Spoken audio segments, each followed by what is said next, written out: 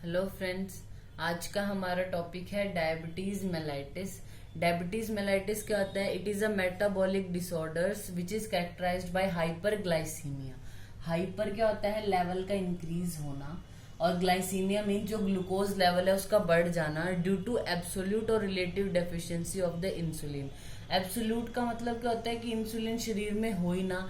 Relative deficiency means पहले था अब कम हो गया लेवल। तो एब्सोल्यूट और रिलेटिव डेफिशिएंसी ऑफ इंसुलिन की वजह से जब हाइपरग्लाइसीमिया हो जाए उसको हम डायबिटीज मेलाइटिस बोलते हैं।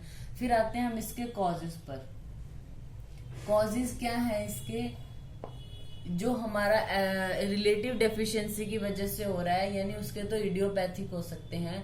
दूसरा क्या कॉज हो सकता है? जैसे जो एब्सोल्यूट डेफिशिएंसी होती है, यानी जैसे बाय बर्थ अगर किसी को डायबिटीज हो तो उसमें क्या होती है, जो पेनक्रियाज की बीटा सेल्स है उसको हमारी बॉडी क्या कर देती है? डिस्ट्रॉय कर देती है, यानी वो ऑटो इम्यूनिटी की वजह से होता है। तो ऑटो इम्यून भी एक कारण हो सकता है।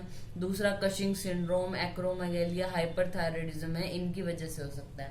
फिर आते हैं इसके क्लिनिकल फीचर्स के बारे में। क्लिनिकल फीचर्स जो है, जो WHO का क्राइटेरिया है उसके अकॉर्डिंग हम पढ़ते हैं। तो पहले आता है 3 P's, मतलब जो पी से शुरू हो रहे हैं, यानी पोली यूरिया, यानी यूरिनेशन बहुत ज्यादा होती है पेशेंट को। दूसरा पॉलीडिप्सिया, यानी प्यास बहुत लगती है। थर्ड है हमारा पॉलीफेजिया। फेजिया मीन्स खाता बहुत है पेशेंट, यानी खा बहुत रहा है, पानी बहुत पी रहा है और यूरिनेशन बहुत ज्यादा हो रही है, यानी पॉलीयूरिया, पॉलीडिप्सिया एंड पॉलीफेजिया। फिर उसके बाद आता है जब हम रैंडम ब्लड शुगर कराएंगे पेशेंट का, तो वो क्या होगा? मोर देन 200 mg/dl से ज्यादा आएगा। ठीक है। और जो फास्टिंग ब्लड शुगर है, जो हम फास्टिंग ब्लड शुगर कराते हैं, वो जो है वो इक्वल टू या मोर देन 126 mg/dl। ठीक है।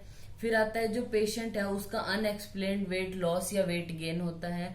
OGTT कराते हैं हम अगर पेशेंट का, यानी ओरल ग्लूकोज टॉलरेंस टेस्ट कराते हैं हम इसमें। तो इसमें क्या होगा? जब हम ग्लूकोज खिला देते हैं पेशेंट को, फिर उसके 2 घंटे बाद चेक करते हैं ब्लड शुगर। अगर वो मोर देन 200 आ रहा है, मोर देन 200 mg/dl, इसका मतलब इनमें से कोई भी सिम्टम उसमें प्रेजेंट है, कोई भी दो, मतलब ये 3 P's हो या फिर फास्टिंग ब्लड शुगर उसका इससे ज्यादा हो और OGTT, तो इनमें से कोई भी दो अगर उसमें पॉजिटिव मिलते हैं, यानी वो डायबिटीज मेलाइटिस से सफर कर रहा है पेशेंट। वुंड हीलिंग उसमें स्लो हो जाती है, UTI के चांसेस बढ़ जाते हैं। ठीक है। अब हम जो ये डायबिटीज मेलाइटिस होता है हमारा, ये 2 तरीके से हो सकता है। जो मेन इसके टाइप हैं वो टाइप 1 और टाइप 2। वैसे तो जो डायबिटीज होता है वो 2 तरीके का है, प्राइमरी और सेकेंडरी होता है। सेकेंडरी मतलब कोई बीमारी और हुई जिसके जो है वो कॉन्सिक्वेंसेज में हमें डायबिटीज देखने को मिला। प्राइमरी क्या है? प्राइमरी के 2 टाइप है, टाइप 1 एंड टाइप 2। तो अब हम इनके बारे में पढ़ रहे हैं। टाइप 1 क्या है? इसमें जो पेशेंट की एज होगी वो 30 से कम होगा, इसमें ऑब्वियसली 30 से ज्यादा होगा। इसमें एब्सोल्यूट डेफिशिएंसी देखने को मिलती है इंसुलिन की, यानी इंसुलिन बॉडी में है ही नहीं। इसमें क्या होता है? रिलेटिव डेफिशिएंसी, मतलब पहले इंसुलिन की प्रोडक्शन थी लेकिन अब थोड़ा कम हो गया, तो टाइप 2 में हमारी रिलेटिव डेफिशिएंसी मिलेगी इंसुलिन की। इसमें पेशेंट जो होगा वो लीन एंड थिन होगा। इसमें 80% तक ओबीज होता है पेशेंट टाइप 2 में, और ये ऑटो इम्यूनिटी की वजह से हो रहा है। जो हमारी पेनक्रियाज की बीटा सेल्स होती हैं वहां से हमारा इंसुलिन स्क्रीट होता है। जो इंसुलिन है वो हमारा क्या करता है? जो ग्लूकोज का ये मेटाबॉलिज्म है, यानी ग्लूकोज को जो ब्लड है उसमें कंट्रोल करने का काम हमारा इंसुलिन कर रहा है। तो अगर वो इंसुलिन प्रोड्यूस ही ना हो तो ये जो ग्लूकोज है ये इसका लेवल बढ़ता चला जाएगा। तो क्या होता है? जो ये टाइप 1 वाला पेशेंट है इसमें बीटा सेल्स होती हैं, जो यानी आइलेट ऑफ लैंगरहैंस जो है हमारी, इसमें क्या कर होता है? हमारी जो बॉडी होती है वो ही इसको डिस्ट्रॉय कर देती है। तो यानी एक ऑटो इम्यून डिजीज है ये, ऑटो इम्यूनिटी की वजह से ये होता है। और जो इसमें है इंसुलिन का रेजिस्टेंस होने लगता है, या फिर जो इंसुलिन है उसकी स्क्रीशन ही कम होने लगती है। ये जो है वो मेनली जो है वो मेल्स में होता है, ये फीमेल्स में ज्यादा होता है। फिर आते हैं हम इसकी डायग्नोसिस कैसे करेंगे, इसके लिए हम क्या टेस्ट कराएंगे, जैसे हमने यहाँ पे लिखा ही है। तो सबसे पहले हम पेशेंट का जो है वो ब्लड शुगर टेस्ट करते हैं। तो सबसे पहले फास्टिंग ब्लड शुगर की बात करें। फास्टिंग ब्लड शुगर जो नॉर्मल हमारा होता है 70 से 110 mg/dl। ये नॉर्मल है।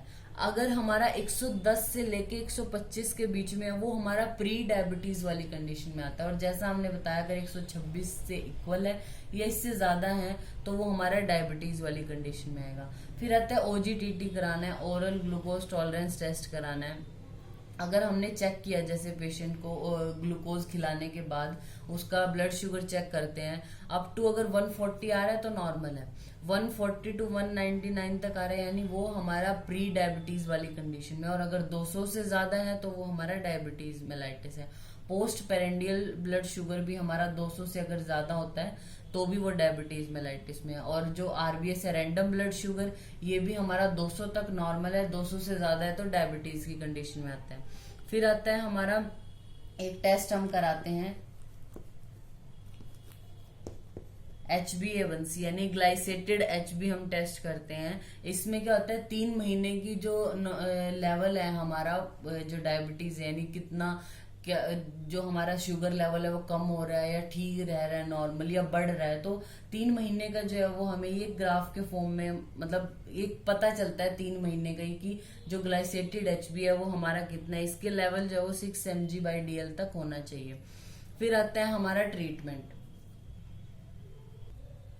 जो हमारा ट्रीटमेंट है उसमें हम पढ़ते हैं सबसे पहला M यानी मॉनिटरिंग करनी है।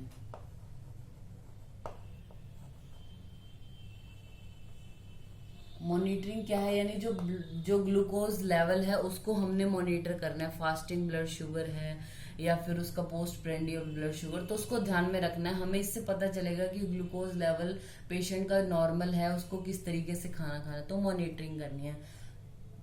First is M। दूसरा E यानी हमने एजुकेट करना है उसको जो है वो खाने के बारे में बताने का, उसने किस तरीके का खाना खाना है, उसको अपना BMI कैसे मेंटेन करना है, ये सब हम बताते हैं। दूसरा आता है हमारा डाइट यानी D फॉर डाइट, उसको खाने के बारे में बताने की शुगर फ्री डाइट ही लेनी है आपने। एजुकेशन में उसको डाइट और ये BMI कैसे करेक्ट करना है, वेट रिड्यूस, ये सारा आ जाएगा। एजुकेट करना है पेशेंट को, डाइट। फिर आता है हमारा एक्सरसाइज करने को बोलना है पेशेंट को। फिर आता है हमारा मेडिकेशन।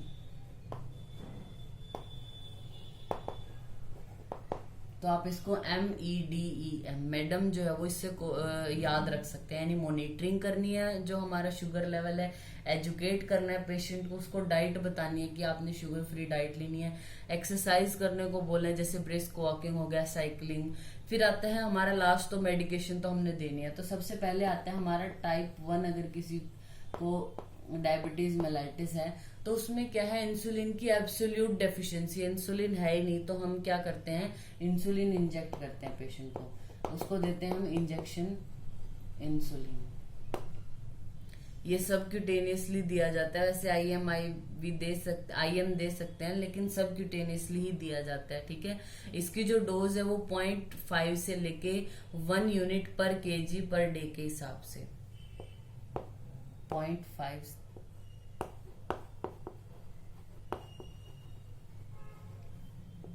ठीक है, जो इसकी पूरे दिन की डोज अब हुई है वो 2/3 जो डोज है जितनी कैलकुलेट होगी उसके वेट के हिसाब से, तो जो 2/3 ऑफ डोज है वो हम मॉर्निंग में देते हैं, मतलब बिफोर ब्रेकफास्ट। जब पेशेंट खाना सुबह का नाश्ता कर रहा है उससे पहले 2/3 डोज दे देते हैं और 1/3 डिनर से पहले उसको देते हैं, ठीक है। फिर आता है हमारा जो टाइप 2 डायबिटीज मेलाइटिस है, उसमें क्या होता है, ऐसा नहीं है कि इंसुलिन बनना बंद हो गया, या तो स्क्रीशन थोड़ा कम हो जाता है या फिर हमारी बॉडी इंसुलिन के लिए रेजिस्ट हो जाती है। तो अगर हम उसको इंसुलिन देंगे तो कोई फर्क नहीं पड़ेगा, इसलिए टाइप 2 वाले को हमें और मेडिसिन चलानी चाहिए, जैसे उसके लाइफस्टाइल चेंज करने, एक्सरसाइज कराने, मॉनिटरिंग, ये सब करना है।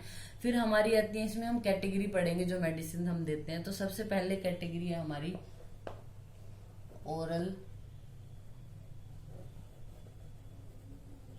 ओरल सल्फोनिल यूरियाज, ठीक है। ओरल सल्फोनिल यूरियाज में क्या है, जैसे टालब्यूटामाइड है, ग्लिपिजाइड है, ग्लिमिप्राइड है, ग्लिक्लाजाइड है, ठीक है।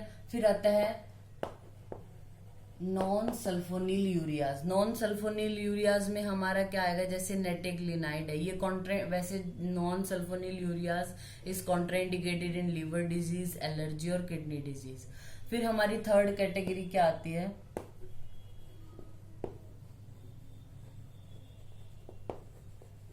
बिग्वानेट्स में हमारा आता है मेटफॉर्मिन। ये हम 500 mg से लेके 2000 mg तक पेशेंट को दे सकते हैं। ओबीज होते हैं जो, उनमें जो है वो प्रेफर किया जाता है मेटफॉर्मिन देना। फिर हमारी नेक्स्ट कैटेगरी आती है